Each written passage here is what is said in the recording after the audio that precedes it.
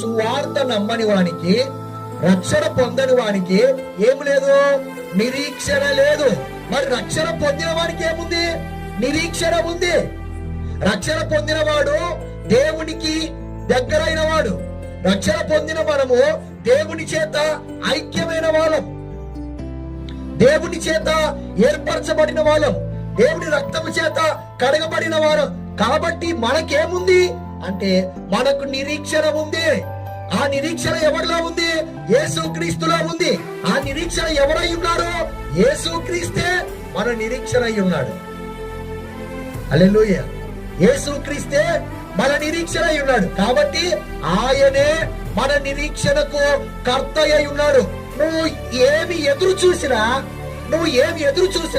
అది మనుషుల్లో ఎదురు చూడకూడదు, మనుషుల్లో ఎదురు చూడకూడదు, వస్తువుల్లో ఎదురు చూడకూడదు.